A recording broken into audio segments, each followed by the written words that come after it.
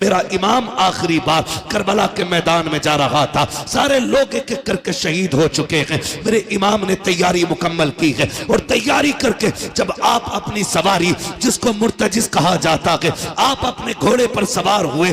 आज इमाम आली मकाम जब घोड़े पर आए हैं, अपनी सवारी पर बैठे हैं, बड़ी तेजी से सवारी को इशारा किया है।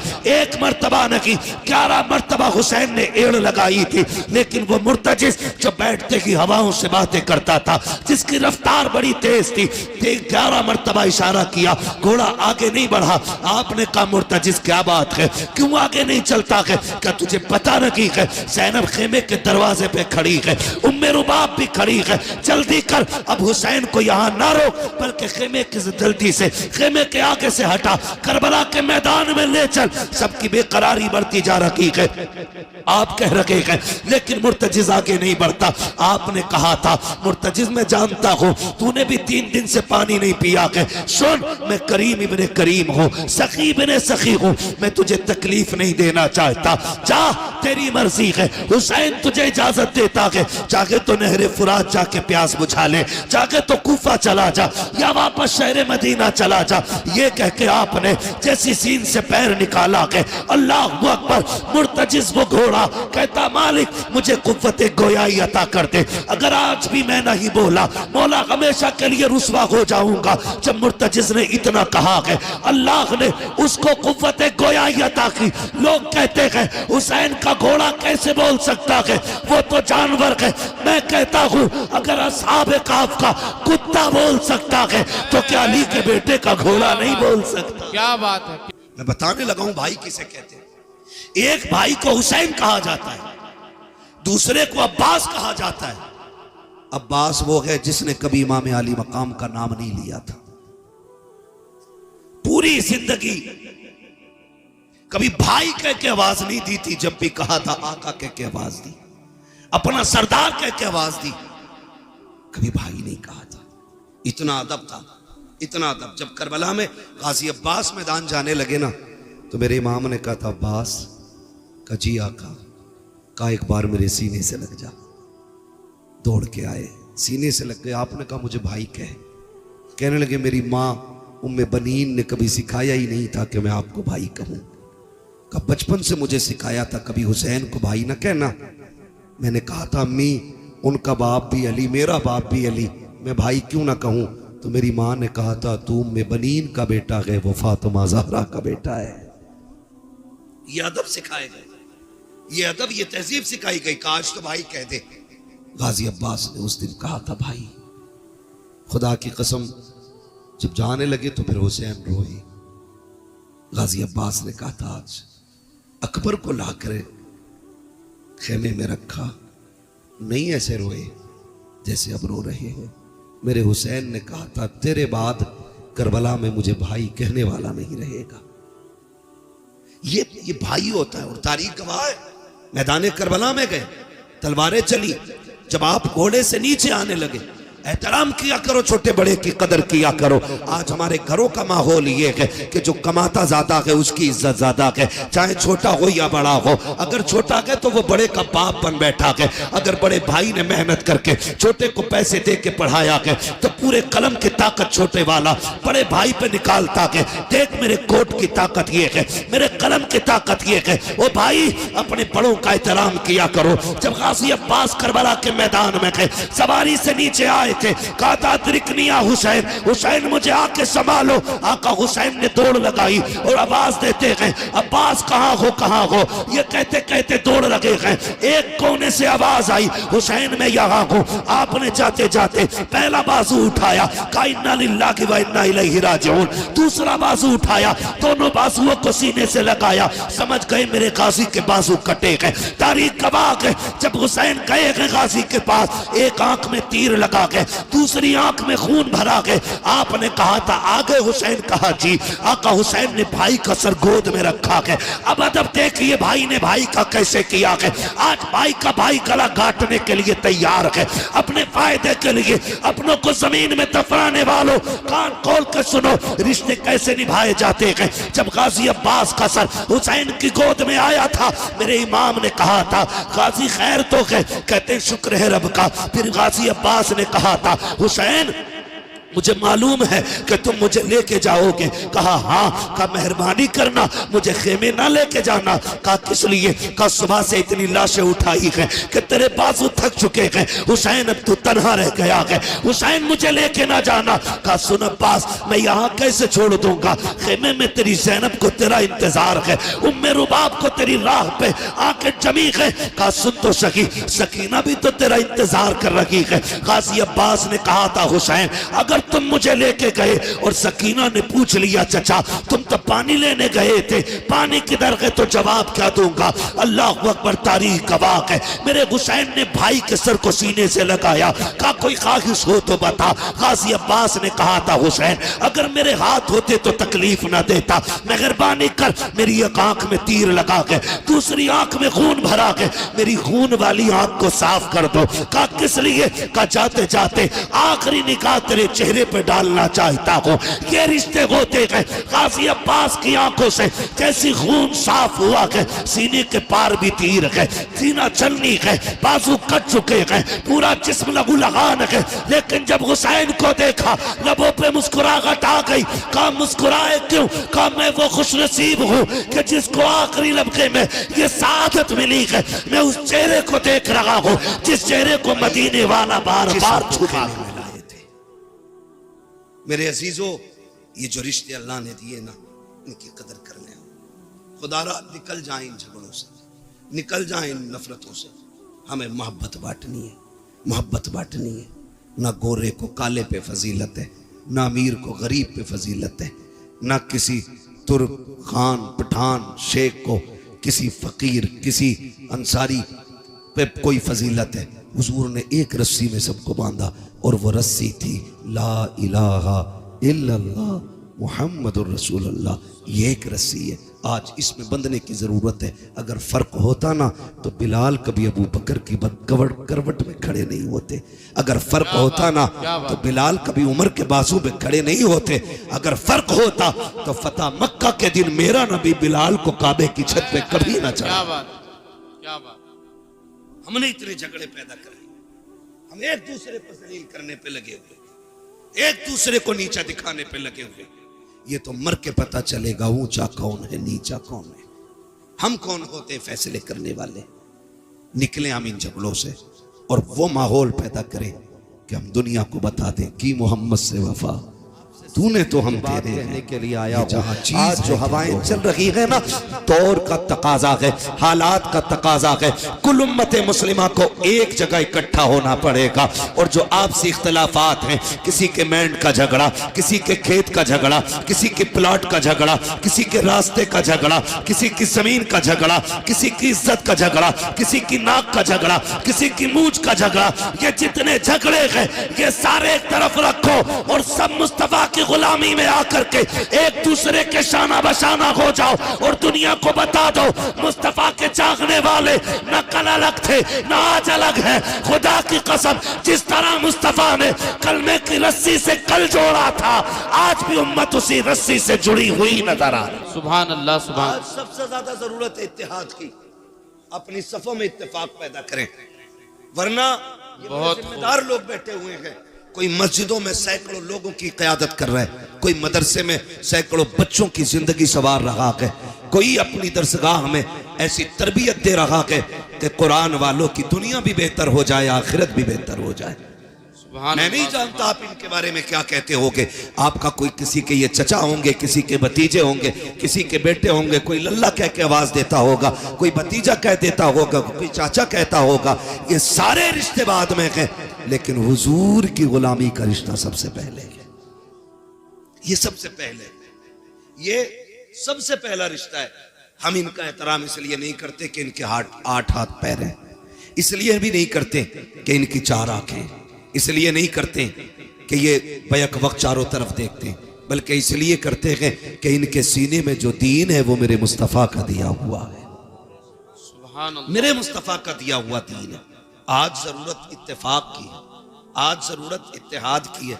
आज उम्मत का हाल बता दूं, खुदा की कसम, जब हवा चलती है ना पीरों की, तो ढूंढ ढूंढ के मुरीद करते, ढूंढ ढूंढ के क्या कहते हैं, कह कोई दिया। बच्चा है छोटा मोटा, गोद में डाल दो, क्या करेगा भाई, का मुरीद करना है। हम बैत के मुखालिफ नहीं, हम मुरीद और पीर के खिलाफ नहीं है, लेकिन आज उम्मत जिस मकाम पे खड़ी है ना, खुदा की कसम, जिस दिन से ताजु शरिया का विसाल हुआ है ना, आज तक उम्मत लावारिस नजर आती है। आज कोई हमारे सरों पे हाथ रखने वाला नहीं है, आज इस कौम की कोई क़यादत करने वाला नहीं है, आज इस कौम के आगे खड़े होकर के इस कौम की रहनुमाई करने वाला कोई नजर नहीं आ रहा है। आज जरूरत है कि हम मुस्तफ़ा के दिए हुए तरीके को अपना कायद बना लें। कुरान जो हमारे बीच में है उसको अपना रहनुमा की तस्लीम करें और हर जगह अपनी क़यादत के लिए मुस्तफ़ा के दिए हुए तरीके और कुरान को अपना रहनुमा बना करके आगे बढ़े। अगर किसी को किसी से कोई नाराजगी है तो चलो उठाओ, उसको माफ कर दो, उससे माफी मांग लो। आप अगर ये कहो कि मौलाना माफी तो मांग लूंगा लेकिन लोग जलील करेंगे, रुसवा करेंगे, कोई छोटा कहेगा, कोई कहेगा डर गया, आज उसकी परवाह नहीं करनी है, उससे कह दो, उसके दरवाजे पे जाओ जो तुमसे नाराज है, अगर छोटा भी है उसके दरवाजे पे दस्तक दो और जाके कहो यार मुझे माफ कर दे, अगर कोई खता हो गई है, अगर वो धक्का भी दे, अगर ये भी कहे मुझे तुझसे समझौता नहीं करना, तू कितना बेगैरत है, तू फिर से आ गया है, उससे कह देना आज मैं गैरत और बेगैरत के लिए नहीं बल्कि मदीने वाले के बताए हुए तरीके के लिए आया हूं। मेरे नबी ने कहा है जो रूठे हुए भाई को पहले सलाम करता है अल्लाह उसके सारे गुनाह माफ फरमा दिया। सुभान अल्लाह, सुभान अल्लाह। इसलिए कि डांटने वाले भी रब नसीबों से अता फरमाता है। है, क्या बात। सही बात है, ये नसीबों से मिलते हैं। अगर बाप डांट दे तो गुस्सा न करो, ये हक है उसका, क्योंकि वो बाप है, पावर है उसके पास क्योंकि वो बाप है।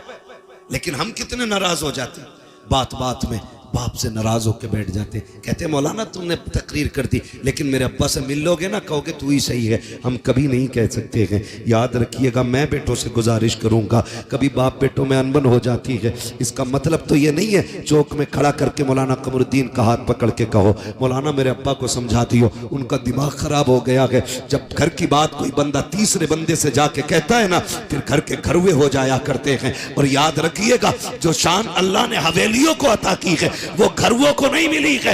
हवेली जितनी बड़ी होती है शान उतनी बड़ी होती है। तुम 10 फीट से 5 फीट में आ गए, 5 फीट से 3 फीट में रह गए, क्यों? क्योंकि एक दूसरे की सूरत देखना नहीं चाहते। ये निजाम तो मुस्तफा ने नहीं दिया था, ये तरीका तो आका करीम ने नहीं दिया था। मिंबर रसूल है, सरकार जलवागर है, आका करीम तकरीर फरमा रहे हैं और तकरीर के दौरान मेरे नबी ने कहा था सुनो मेरे सहाबा, जिससे उसके अपने नाराज हों वो मेरी महफिल से उठ के चला जाए, मुझे उसकी कतन जरूरत नहीं है। जैसी आका ने इतना कहा है, एक सहाबी नौजवान उठते हैं, तोड़ करके गए अपनी खाला की चौखट पे खड़े हो जाते हैं और खाला वो है जिसने अभी कलमा नहीं पढ़ा है। आका करीम ने कहा था जिससे अपने नाराज हो वो मेरी महफिल से उठ के चला जाए। अब मुझे बता तो सही, अगर बाप से नाराज बेटा जलसे में आके बैठेगा तो क्या मिलेगा? जब उसे नबी की महफिल में बैठने की इजाजत नहीं है तो इस महफिल में आके उसे क्या मिलेगा?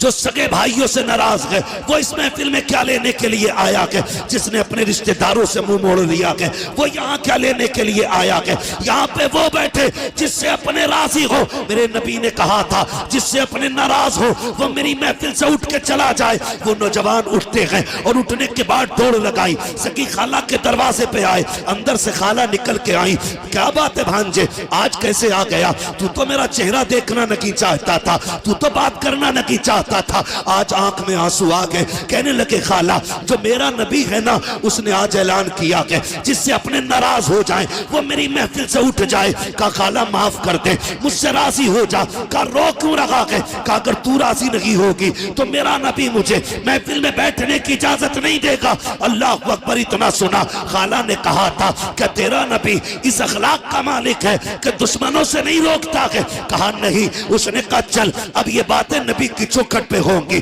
खाला ने हाथ पकड़ा के भांजे को नबी की चौखट पे लाई के और आका को इशारा किया, सरकार बाहर आए। कहा कि आपने कहा कि जिससे अपने नाराज हो वो उससे मैं नाराज हूं। कहा जी। उस खातून ने आगे बढ़ा कदम और कहा महबूब अब देर न कीजिए, हाथ बढ़ाइए, अपना बना लीजिए, कलमा पढ़ा दीजिए। मेरे नबी ने कहा ऐसी क्या जल्दी है? खातून कहने लगी कहा मैं समझ गई जिसका दीन इतना हसीन है वो दीन लाने वाला पैगंबर कितना हसीन। सुभान अल्लाह सुभान अल्लाह।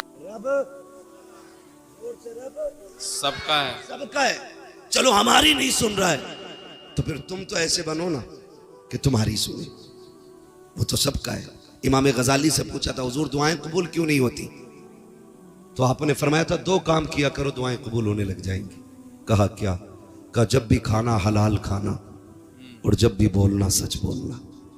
फरमाया दो काम कर लो, जबान खुलते ही अल्लाह मकबूलियत का परवाना अता फरमा दिया। सुभान अल्लाह। ये दो काम सबसे ज्यादा जरूरी है। तो मैं आपसे अर्ज कर रहा हूं माफी, एक दूसरे को माफ कर दे, झगड़े खत्म कर ले।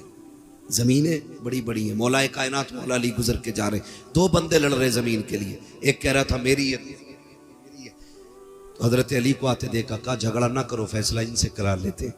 हजरत अली आए, क्या बात है? का फैसला कर दो। ये कह रहा मेरी है, मैं कह रहा हूं मेरी है।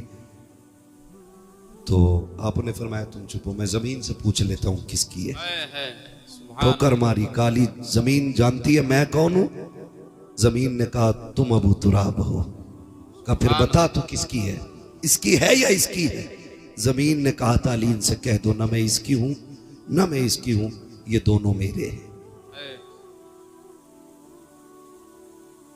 दोनों मेरे। जमीन के लिए सगे भाई पे मुकदमे ना करना। बीसा दो बीसा, बीघा दो बीघा छोड़ दो, इसलिए कि दौलत मेहनत से मिलती है, रिश्ते खुदा की रहमत से मिला। सुभान अल्लाह। कचहरी जाके देखो भाई के कनपटे पे किसने लगा रखी है? सगे भाई ने। मुकदमे किसने किए? सगे ने किए। जेल में किसने डाला? सगों ने डाला के। भतीजों को यतीमी की जिंदगी गुजारने पे मजबूर किसने किया के? सगों ने किया के। अपने बाप के साए से महरूम बच्चों को किसने किया के? अपनों ने किया के। ओ नौजवानों, खून में गर्मी होती है, थोड़ी देर के गुस्से को बर्दाश्त कर लिया करो। अगर किसी के लहजे में तुम्हें जिल्लत महसूस हो, थोड़ी देर की जिल्लत बर्दाश्त कर लो। अगर तुमने खून की गर्मी दिखाई, नस्लें बर्बाद हो जाती हैं। जमाना तमाशाई बना देखता है और आज दुश्मन ताकतें तुम्हें मुंह फैलाए देख रही है। तुम जरा सी गलती करो, तुम्हारे पेड़े गलत कर दिए जाए, तुम्हारे जरा से कदम गलत उठे, तुम्हें तबाह बर्बाद कर दिया जाए। मुझे बताओ तो सही, जितने दंगे हो रहे हैं उनमें मुजरिम भी गम है, कातिल भी गम है, मकतूल भी गम है, सताए भी हम जाते हैं, जेलों में भी हम डाले जाते हैं। वजह सिर्फ इतनी है कि हमारे गुस्से कंट्रोल में नहीं है, हमारे दुश्मन चालाकी से काम कर रहे हैं। तुम्हें तो मुस्तफा ने फिरासत दी थी, आका करीम ने दयानत दी थी, तुम्हें बिगड़ने की जरूरत नहीं है। अगर गुस्सा आ जाए सुलह हुदैबिया याद कर लेना, सारा गुस्सा ठंडा हो जाएगा। अगर बदला लेने का वक्त आ जाए तो फतेह मक्का याद करना। खुदा की कसम मुस्तफा का किरदार अपना लो, ये दुनिया भी हमारी होगी, आखिरत भी हमारी होगी। आज गरीब सोचता कि बेटी रुखसत कैसे की जाएगी, आज कमजोर सोचता कि बेटी के हाथ कैसे पीले किए जाएं। इसलिए कि मैंने कई गरीबों को कहते सुना कि रिश्ता पक्का तो कर देते, लेकिन बीच में ईद आ रही है, 1 लाख का खर्चा बढ़ जाएगा, ईद के बाद रिश्ता पक्का किया जाएगा। यार जो गुंजाइश वाला है वो तो कभी भी कर सकता है, लेकिन गरीबों का जीना हराम किया है ऐसी कसरत दौलत दिखाने वालों ने जो 1-1 लाख की ईदियां दे रखे हैं। कोई फायदा नहीं, कोई मकसद नहीं। इतने आसान कर दो निकाह, ताकि अगर कोई गरीब बेटी जब हाथ पीले हो तो रब का शुक्र अदा करे और मचल के कहे मालिक तेरा एहसान है, तूने हुजूर की उम्मत में पैदा किया है जहाँ गरीब बेटियों को रब ने ये हक दिया है कि जहाँ अमीर मुस्कुराते हैं उसी सफ में गरीब भी खड़े होके मुस्कुरा। अब जो दौर है ना, मैं जो कह रहा हूं, अब जो दौर है वो दौर कलम का है। वही आगे बढ़ेंगे जो पढ़ेंगे।